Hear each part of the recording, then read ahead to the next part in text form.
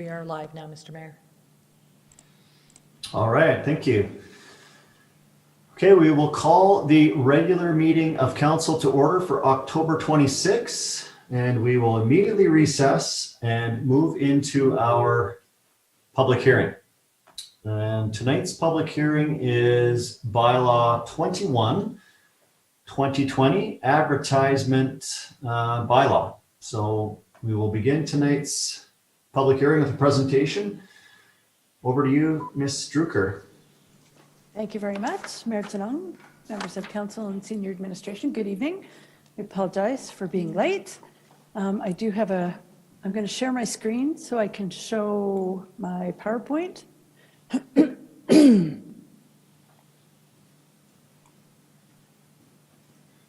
Laura, your phone seems to be a bit weak.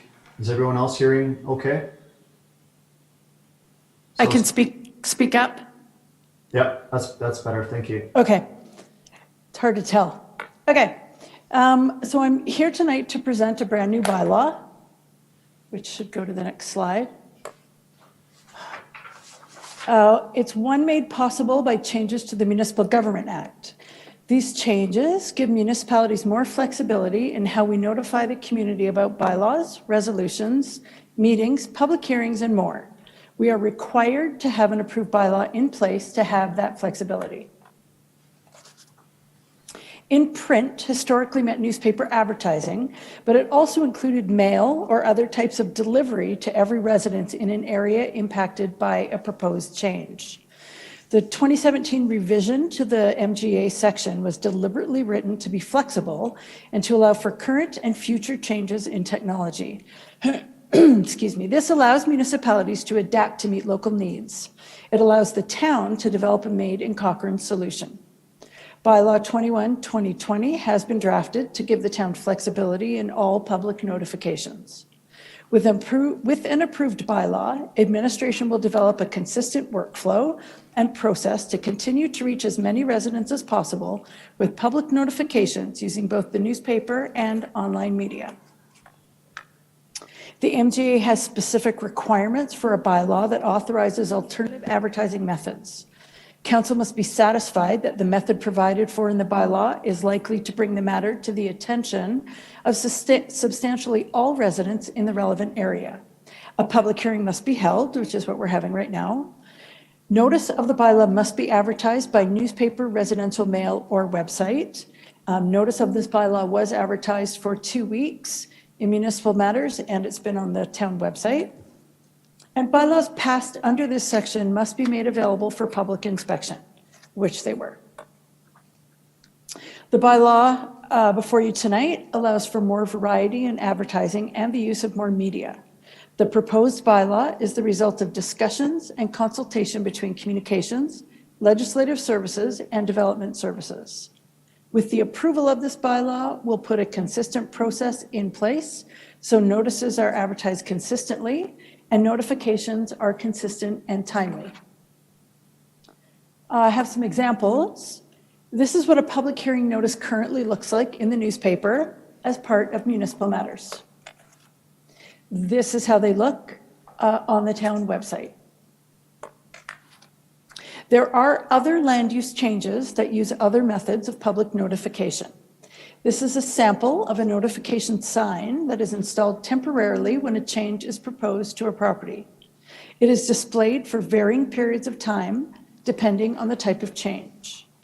Development permit application, subdivision application, or land use redesignation application. Town planning staff collaborate with GIS staff to post all development permits in an online map. The postings also include additional information the public might want for their own information or if they wish to pursue an appeal. This is in addition to mailed notifications to adjacent property owners. The radius for those notifications depends on the type of land use or change, and those details are outlined in the land use bylaw. It might be helpful to know what the data show about current media activity and audiences. Between 2014 and 2019 community surveys, the number of residents who say they read the local newspaper is down 15%. In that same period, the number for social media went up 11%. The number went down for those who say they get their information from the town website, but I have some more details on those numbers in a moment. We have even more recent data about where Cochranites get specific information.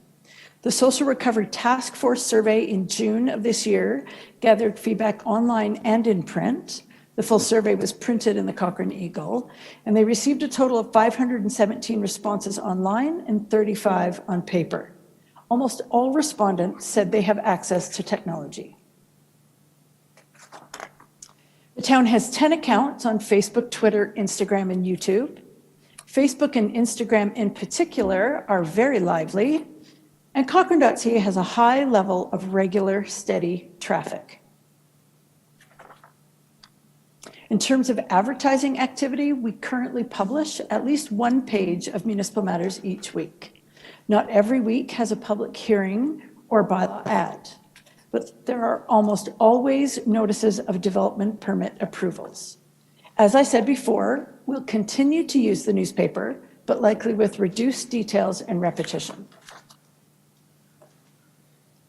Currently, the information for public notices flows from the originating department or section to legislative services and communications, and then back for final proof and approval. We don't anticipate any change to the internal working process or timing, since notices will still be laid out in a clear, attractive, and easy-to-read manner, regardless of the medium or media we use to share with the community. And staff are currently working to finalize the process for output. We have a plan to update any changes in timing to the community, particularly those who apply for development permits. As I said, the public hearing was advertised for 2 weeks, and the communications department did not receive any comments. And that is the end of my presentation, but I do understand we have one public submission. Yes, so before we get to that, so you're saying that we advertise for our advertising bylaw? Absolutely. Yeah. Perfect. Mm-hmm. Council, is there any questions of administration on the proposed bylaw before we move to the gallery for submissions? No one? I have 2 questions. Sure. Both around, well, one's that you touched on it briefly in your report. How will this change timelines, or is it different for each different subject? Well, the timelines for appeals are in the MGA and the land use bylaw. Ms. Knight can correct me if I'm getting that wrong. But what happens is, because we'll be able to do the first notification more quickly, it means that the clock will start on that time period more quickly. Okay, thank you. And then second question is, and I think you touched on this briefly as well, but the intent, if this bylaw were to pass, would this be a phased-in approach? Have you discussed how that looks yet? I don't know for sure how that's going to look. I don't see it being phased in. Communications is going to work with planning and legislative services staff to iron out the actual details of what we're going to advertise how, and then implement it. We'll pick a start date and implement it starting at that start date after we advertise to the community. So we're we're looking to streamline and use more methods. I'm just going to jump in here briefly.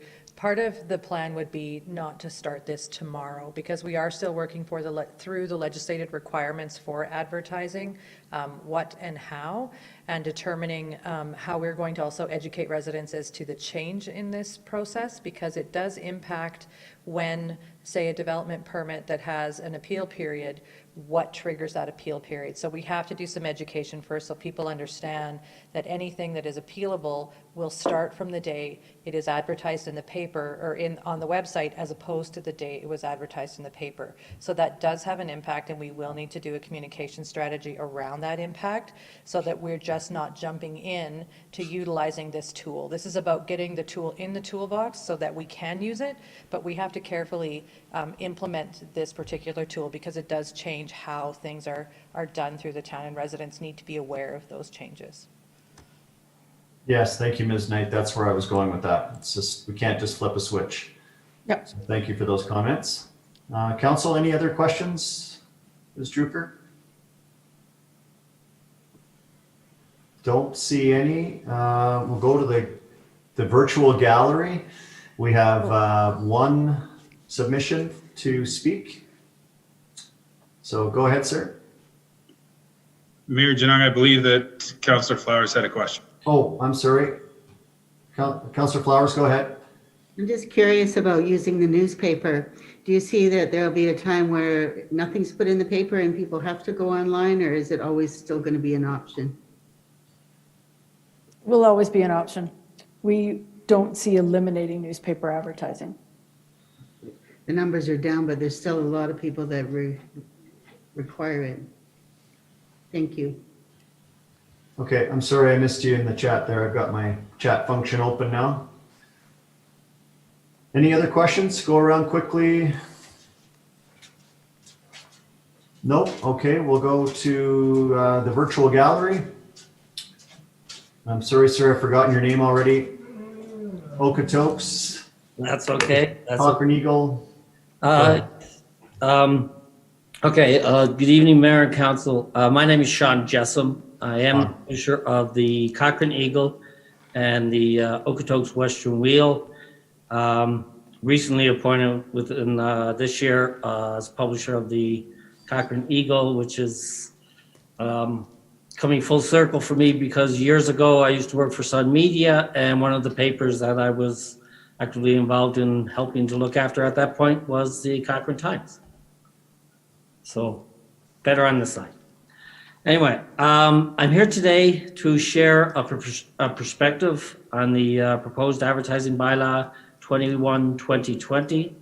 The rationale, according to the proposed bylaw, of using the Town of Cochrane website as the primary source of communicating detailed information about bylaws, resolutions, meetings, elections, and public hearings does not, I would argue, meet the intent of Article 606.1, Item 2 of the MGA that mandates the methods provided will bring the matter to the attention of substantially all residents in the relevant areas.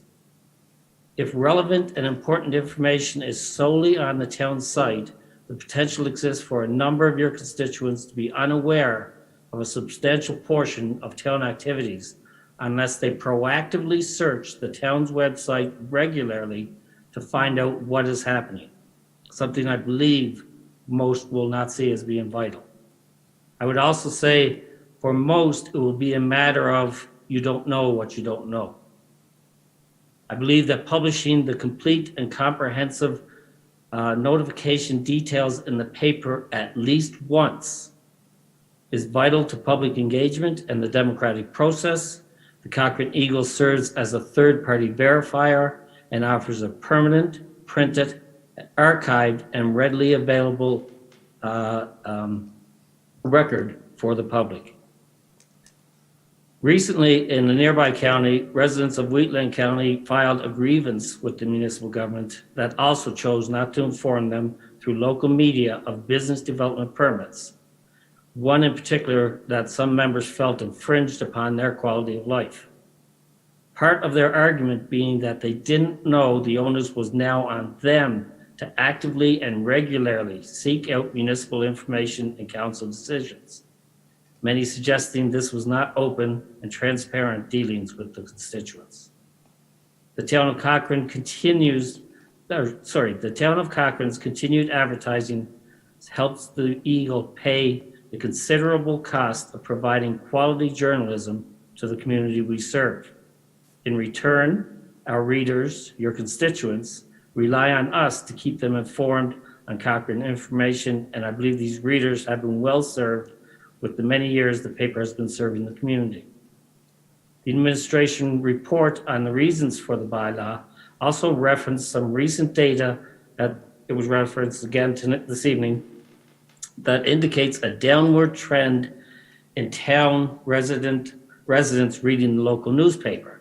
It also referenced an increase in people finding out about the news online and through social media. This is a reference that completely misses how a combined print and digital media work these days.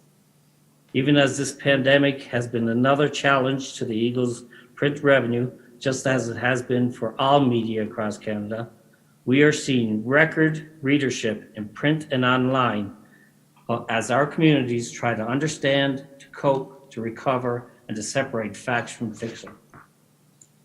On CochraneToday.ca, our online readership has grown by 164% in the last year.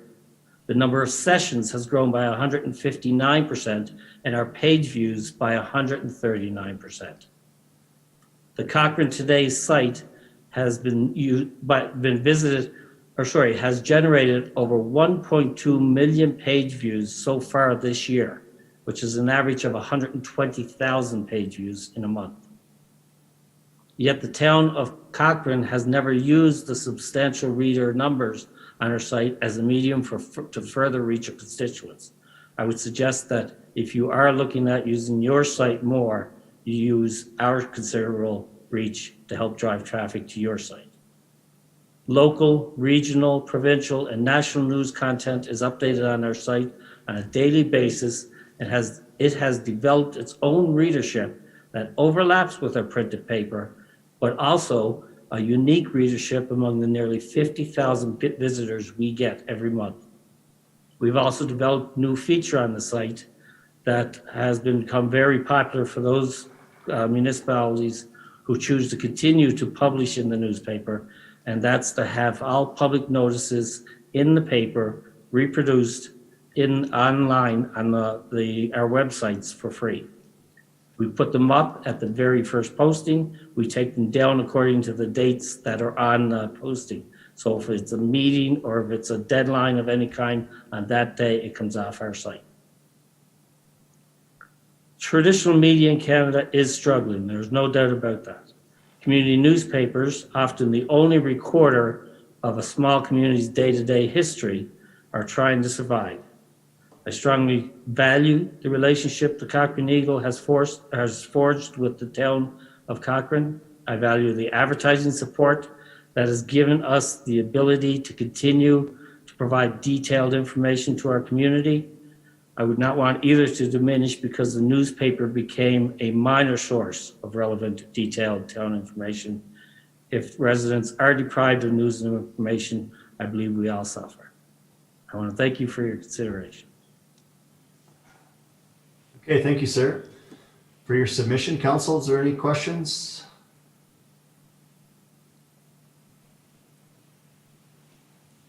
No? Okay. We'll go back to administration.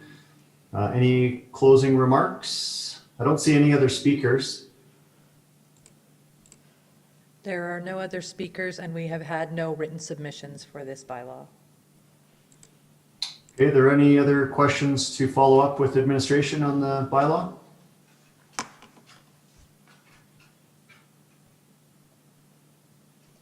Don't see any. I've got one more that came out of the submission just now, and that is Ms. Drukier. The intent of this bylaw is not to replace the print media. It is to augment.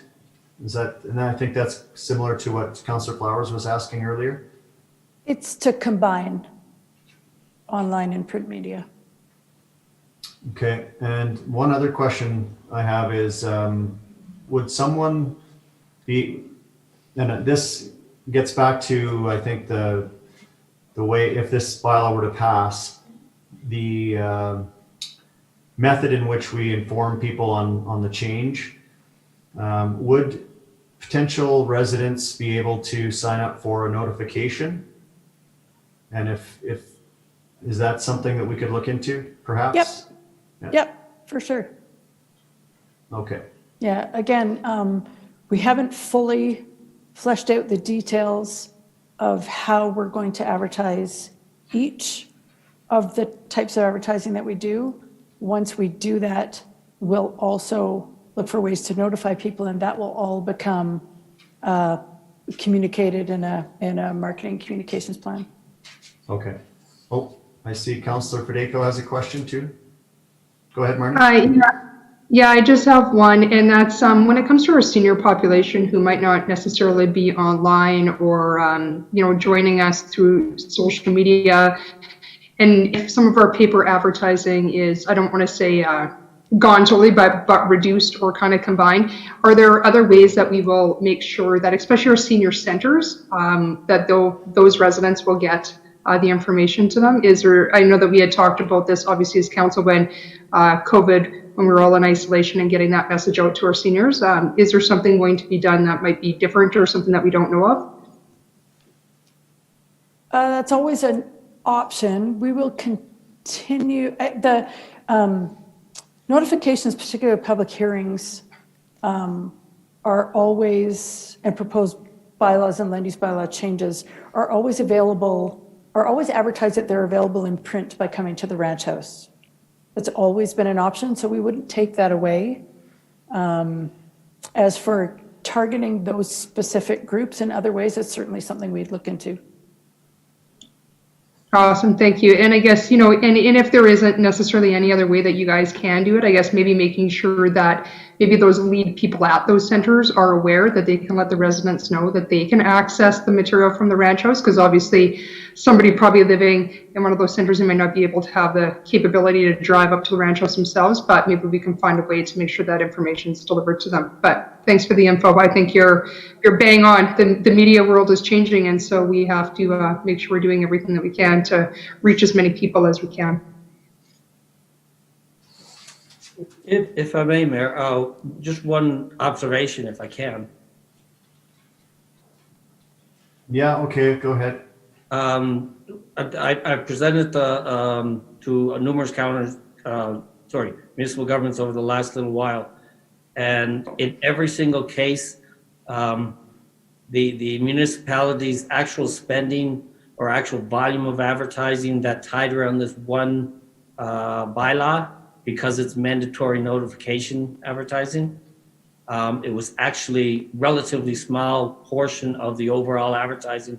Most municipalities were putting the majority of their advertising dollars, and that's all advertising dollars, into community events, social programs, support of different organizations and events and activities within the community. The bylaw that this specifically came out of, which is the mandatory notifications, usually represented a relatively small portion of their overall marketing. Okay, thank you for sharing that. Council, any other questions? Councillor Nagel, you had one and now you've changed your mind? I was going to actually ask about the budget, but I think that's probably not necessarily explicitly relevant to this bylaw, so I should save that for after the public hearing. Okay. Going around the table one last time, don't see anyone. Okay, going to my one of three agendas on here. We will adjourn the public hearing. Thank you for the opportunity. Thank you, guys. I think we'll take a 5-minute break and we're going to go into our Teams meeting. Is that correct, Ms. Knight? That is correct. If council can log off of this Zoom meeting, and I will get all of the tech flipped over, and then we will log into the Teams meeting for the special meeting of council.